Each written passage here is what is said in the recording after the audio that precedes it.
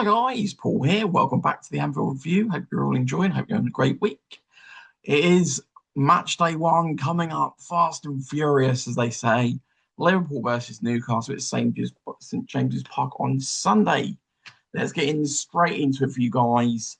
Whether we get Barkler or whether we make signings this week, I highly doubt you're going to see him on the weekend, even if that does happen at best. Even if it happens tonight or tomorrow, then at best you're probably looking at the bench, maybe on that front. So let's get straight into this game. Look, ultimately, we all know Newcastle have been absolutely decimated. Yeah, they've lost their manager, and obviously Eddie Howe, huge blow for them. They've lost Gimenez, obviously huge blow for them going to Arsenal. They've lost Tonali, going to Spurs, obviously huge blow there. They lost Andy Gordon, going to Barcelona, obviously huge blow there. Essentially, they've just been completely and utterly gutted of every single talented player that was even wanted by the top clubs around the world this summer. So they've literally just, the last time I can remember anything like this was back when Leeds had all their financial problems.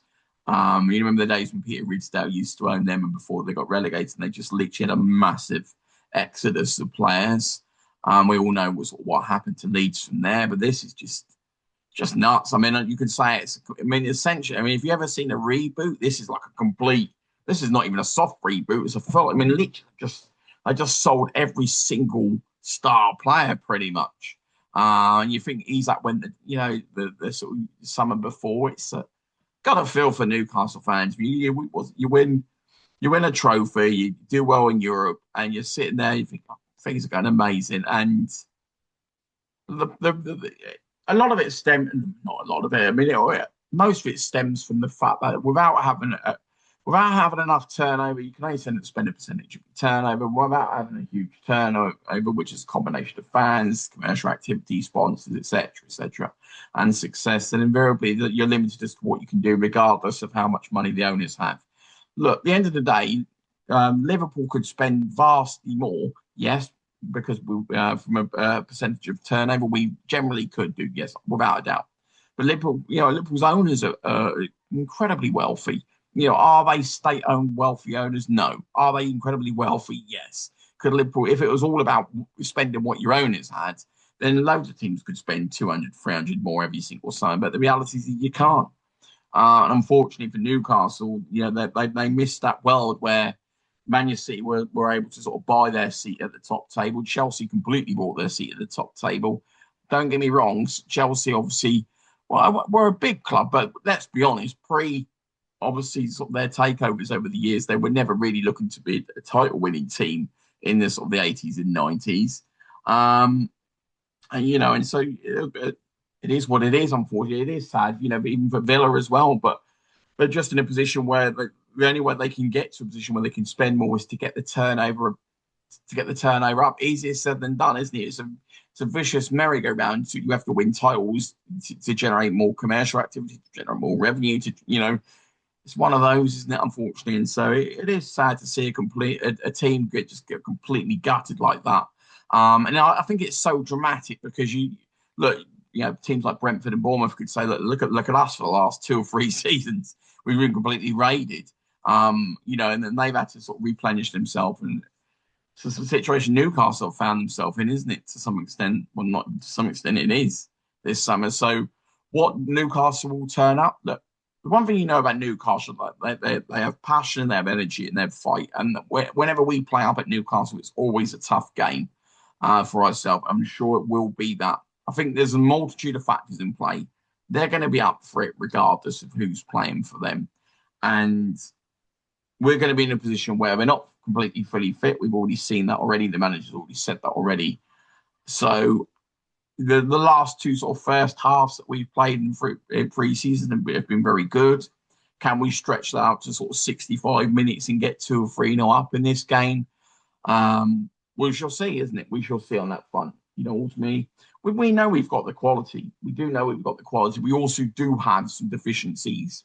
Will Xhaka be enough to sort of plug the defensive set piece worries that we have?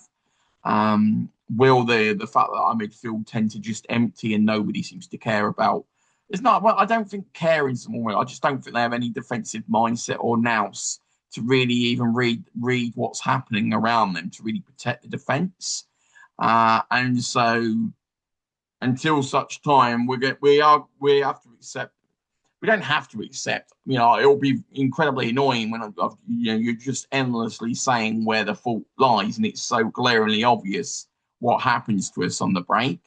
But the reality is, if we refuse to get the personnel to actually address that and just randomly hope that players that aren't defensively minded will do something that they're just not inclined to do or know how to do, we're going to let goals in that way. So progress for me would be some form of addressing that problem in midfield and some form of us addressing the problem at set pieces.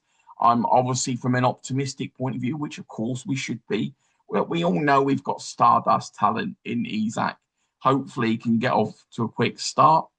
Don't doubt his ability, not one iota. It's about pure fitness for me. The weekend he hit one was at a half volley, trying to curl into the bottom corner at the post. Amazing technique and skill. So I got no issues whatsoever. I'm 100% confident Isak will have a fantastic season if fitness is the question. That's look. I'm hoping. I've been saying all last season that he needed to play in the 10. He's not somebody who can play in centre midfield. He's not a central midfielder. That was just a ridiculous, sort of connotation from minute one. He's too lightweight. Two, he's meant to be there to create. He's not meant to be there to just sort of be an Alonso from the centre midfield. That's not who he is.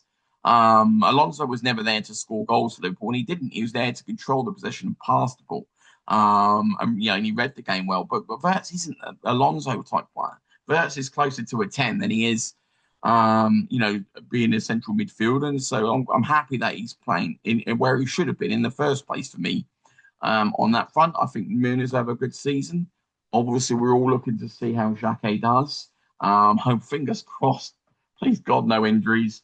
And obviously Rio, we're all on the edge of the seat. We've all got high expectations, for the lad. Hopefully Barkley comes in just so we don't have to heap the whole entire world on him, on that front. So it's going to be an intriguing game. It's going to be an intriguing game because you don't know the fitness of where both the teams are at. We're obviously not anywhere near to being fully fit. We don't have a ridiculous amount of depth either. And I think it's going to be quite a physical, fast, energetic game.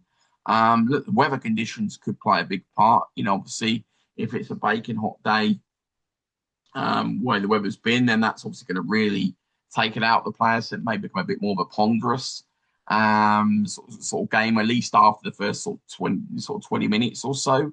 If it's a little bit cooler, you get maybe more of an energetic game. But I'm pretty sure at least for the first 25 minutes, Newcastle are definitely going to be at it to really put ourselves under pressure and under the gun.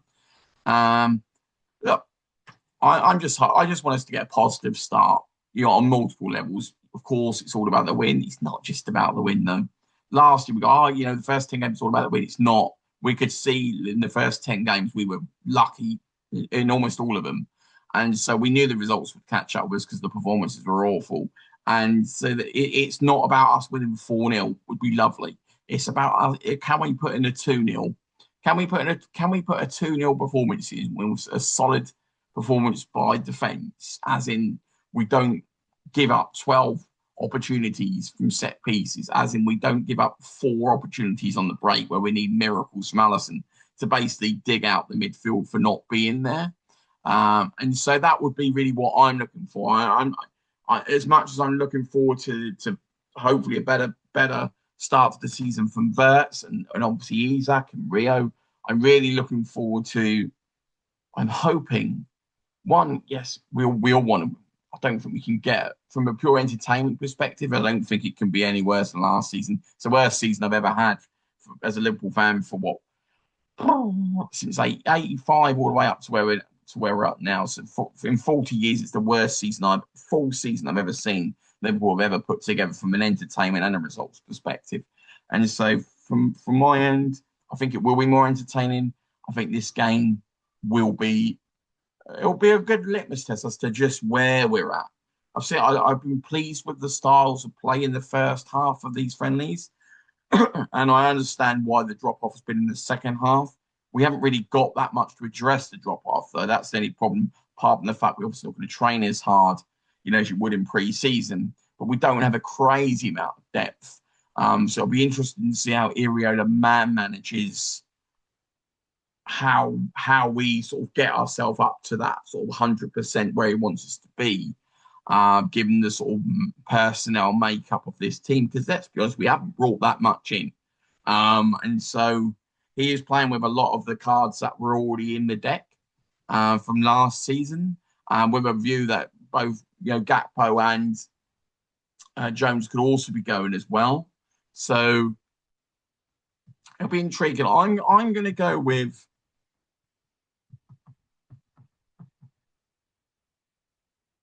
I'm going to go with a two. I'm going to go with a 2-1 win. I'm going to go with a 2-1 win for Liverpool. I wouldn't be surprised if we went 2-0 up, and then conceded the goal, and then it became a bit tentative towards the end. I can't see a world where we completely obliterate Newcastle, whilst they've lost a lot of major players, and they have. And we can't play any worse than last season, where we played against 10 men and could barely get over the line, needed a miracle from Rio at the end. But equally, it's more, from my perspective, it's a combination. I'm hesitant on what we do in terms of empty midfield. I'm worried about the set pieces. I'm also worried about where our fitness is going to be at in the second half as well. So if if most of the team are sort of out on their feet at the 60-minute mark, they're going to get the adrenaline of the clap, the crowd, potentially a little bit more long, a little bit more direct, a little bit more sort of long ball action. It could be quite a tough sort of last grind for us in that game. Look, all results are on the table on that, because it's one of those where we just don't know where Liverpool are at.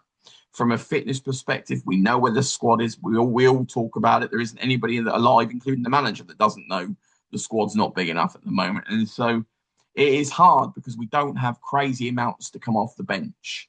And so we're in that position where, sure, let's just say Gravenberch is tired. You bring Gravenberch, you put Trainioni on, I suppose.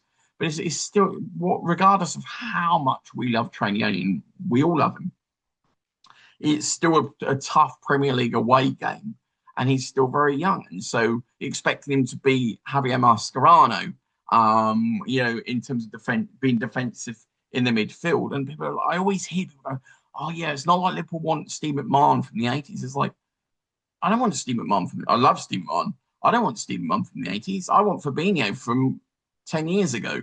I'm not sitting here pleading for Javier Mascherano. I'd love Javier Mascherano. Of course I would. I'd drive him from the airport to the team if I could. But equally, we don't have him, and we're probably not going to try and bid for a player like him. I wish we would, because I think it makes tough away games a lot easier. But yeah, I think we'll just edge the game, guys. It'd be great to hear your thoughts, your selections. How do you think the game's going to go? And look forward to hearing your thoughts. Speak to you more soon. You take care.